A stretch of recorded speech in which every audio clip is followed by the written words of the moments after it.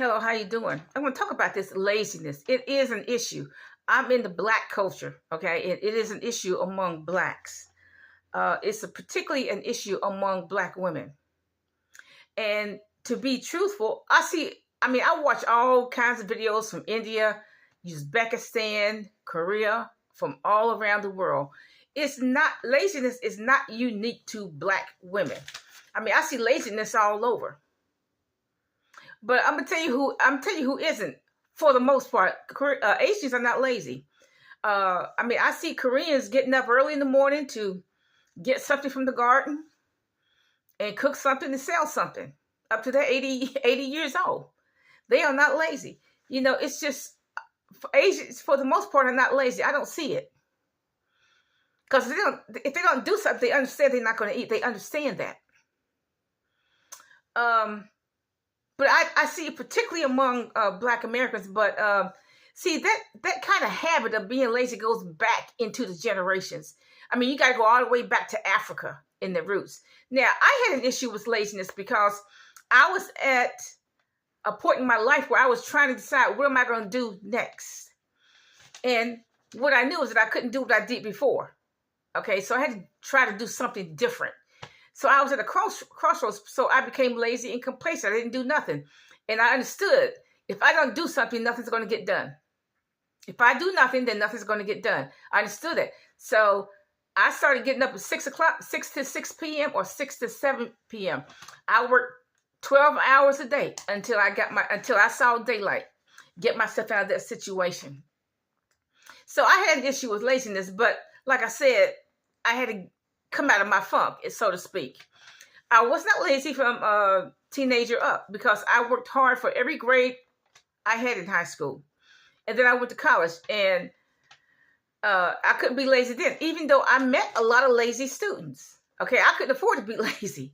I had to get with the program. So I was not lazy the whole 4 years I went to college. Okay, I never was a lazy college student. But I've been working from 6 to 6 p.m. for last 20 plus years. Okay. I still get up from 7 to 7. I go to 7 p.m.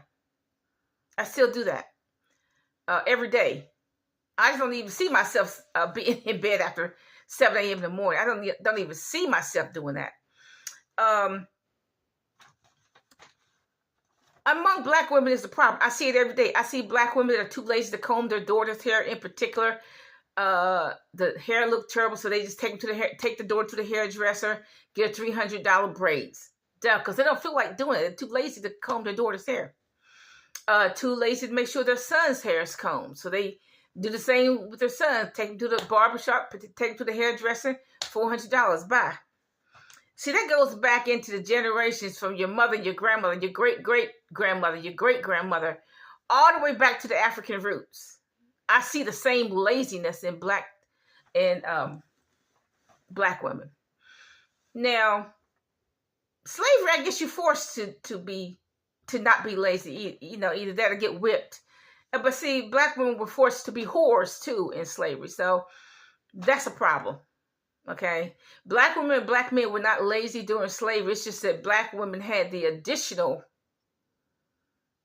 chore of servicing a white man. They had to be a whore too. So that's a problem. But I look at the African videos. The women are lazy in Africa. They don't appear lazy because they're cooking and stuff. But look, rather than comb their daughter's hair, they'll just shave all the daughter's hair off. So their daughters are bald headed up until the time they're 12 or 13. And they may be bald headed even after that because the mothers are too lazy to comb their daughter's hair. The mothers are too lazy to take some of that water that's in the bucket and at least wipe off the children.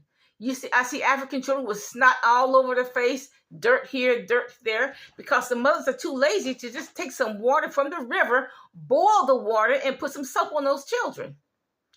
And they got the children dressed in the worst clothes I've ever seen. Now, I get it, everybody's poor, but why you gotta have your son or daughter in clothing that has 20 holes in it and raggedy? Why you gotta have your son or daughter looking like that? Okay, and I'm not even sure Africans wash their hands when they cook. I don't ask, okay, but I'm not even sure. Okay, now African men, they are lazy. I mean, I've noticed that for years. They are lazy. Even in Africa, if you observe the African men, they just too lazy to take a kernel of corn and put it in the ground. They're too lazy to plant cherry trees, apple trees, which would prevent flooding, by the way. Nut trees, cashews, walnuts, pecans, I don't know. See, Africa has a type of climate that can just about grow anything. They're too lazy to grow papaya trees, mango trees. Why not have a papaya tree or a mango tree right in the village so children can climb up there and get a couple of some fruit, So African men are lazy. When they come to America, how did the African men figure we get food? Why? Because we have farmers who are not too lazy to farm. That's how we get the food. And they don't seem to understand that. Okay. But African men are lazy. They just won't do nothing. They won't plant a garden. And that was the first job that God gave Adam, to till the garden. So we're supposed to till the garden for our food. The African men are like telling the African women, well, if you don't have it, go to the jungle and get some greens. Go to the jungle out there and get some greens. Don't have a green patch. Don't have a sweet potato patch here or whatever. Just go to the jungle and get your greens. And they just sit there and cheer and do nothing. Okay? Now look, one thing is true. If you don't learn how to cook when you're young, if you're too lazy to cook when you're young, you're gonna be too lazy to cook when you're old. And guess what? You're gonna starve when you're old. That's what's gonna happen to you. So you better learn how to cook right now. And stop being lazy. Now Black American men, I know some are not lazy, some are not, but some are.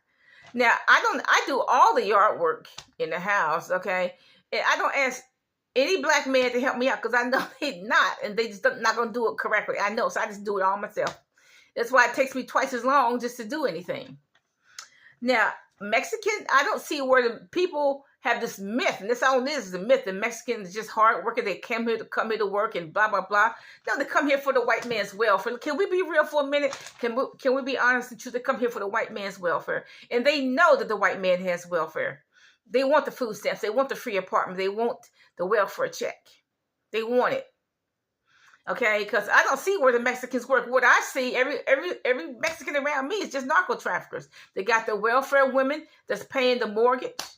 They got the welfare women in the house that's paying the mortgage. I don't see where any of them work. Not one of them work. They just stay home all day. The cars don't move anywhere. Only a narco trafficker can do that because they make $15,000 a month. And so they never go anywhere. They got to stay home and protect the stash. So, like the Mexicans that live around me, all four corners, the cars never go anywhere. So all of them are narco traffickers. So they don't work. If they work in construction, that's just McDonald's money. That's just play money. That's all that is. But they don't work.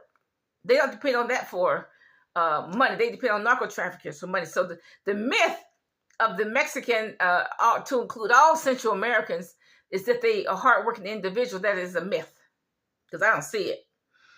Now, what does the Bible say about laziness? Well, you're going to have an overgrown yard, okay, for one thing, and you're not going to get anything done. The Bible has a lot to say in Proverbs about laziness, but I do think that's an issue with Black women, is laziness.